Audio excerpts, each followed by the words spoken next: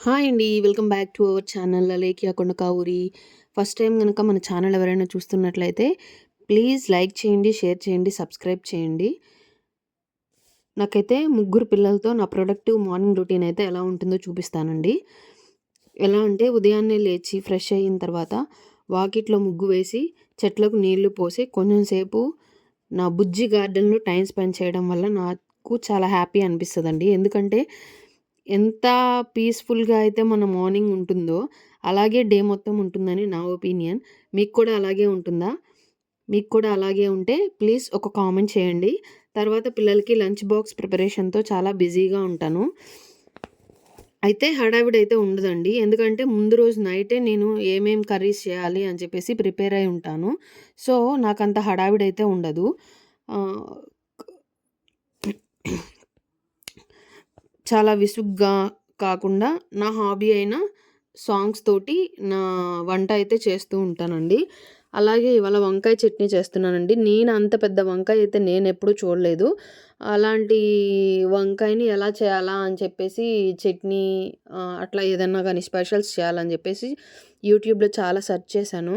అయితే యూట్యూబ్‌లో ఎక్కువగా కాల్చి పచ్చడి చేయడం అయితే చూశానండి. అందుకనే వంకాయకి ఘాట్లు పెట్టేసి బాగా ఆయిల్ అప్లై చేసి స్టవ్ మీద కాల్చాను. దాని తర్వాత పచ్చిమిరపకాయలు అవన్నీ కూడా వేయించుకున్నానండి. వేయించుకున్న తర్వాత ఈలోపు ఈ వంకాయ కొంచెం చల్లారింది. ఇవన్నీ పీల్ చేసేసి పచ్చిమిరపకాయలు, చిన్నుల్లిపాయలు, ఉప్పు, చింతపండు ఇవన్నీ వేసుకున్నాను. ఆ తర్వాత ఆ వంకాయ మొత్తాన్ని స్మాష్ చేసేసాను. మెత్తగా ఉడికిపోయింది గదా! కాల్చినప్పుడే. సో, అది స్మాష్ చేసేసి ఈ పచ్చిమిరపకాయల పేస్ట్ మొత్తం కూడా అందులో వేశాను.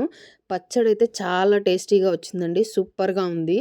ఎలా ఉంటుందో అనుకున్నా. చాలా బాగుంది. నెక్స్ట్ వచ్చేసి క్యారెట్ ఫ్రై చేస్తున్నాను. పిల్లలు క్యారెట్ కర్రీ అయితే కొంతమంది తినరు. అలా తినాలి అనంటే కొంతమంది ఫ్రై చేసి లేదంటే తురుము చేసి చేస్తే తింటారు. మా పిల్లలైతే కొబ్బరి వేసి చేస్తే తింటానన్నారండి. అందుకని చెప్పేసి క్యారెట్ ఫ్రై చేసేసి కొబ్బరి ముక్కలు అది స్టవ్ మీద వేగేలోపు కొబ్బరి అయితే పీసెస్‌గా కట్ చేసుకొని కొబ్బరి తురుము పట్టుకున్నాను. ఆ తర్వాత కొంచెం పసుపు, ఉప్పు వేసి ఫ్రై చేసేసుకొని తర్వాత కొబ్బరి గూడా మిక్స్ చేసేసి ఫ్రై చేశానండి. ఈ విధంగా వచ్చింది. తర్వాత కొంచెం కారం కూడా యాడ్ చేసేసుకొని ఫ్రై చేసేసి వాళ్ళకి కర్రీ అయితే ప్రిపేర్ అయిపోయింది.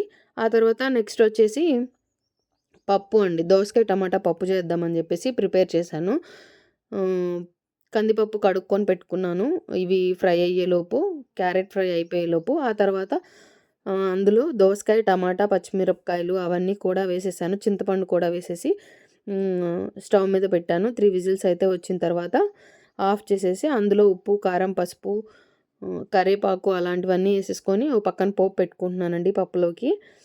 పప్పు కూడా చాలా టేస్టీగా వచ్చింది. ఇలా అయితే నా మార్నింగ్ రొటీన్ అయితే ఉంటుందండి. ఆ తర్వాత పెద్ద పాప స్కూల్‌కెళ్ళిపోయింది. తర్వాత ఒక హాఫ్ అన్ అవర్‌కి సెకండ్ బేబీ, థర్డ్ బేబీ ఇద్దరు గూడా స్కూల్‌కెళ్ళిపోతారు. ఆ తర్వాత బేబీకి ప్రాజెక్ట్ అయితే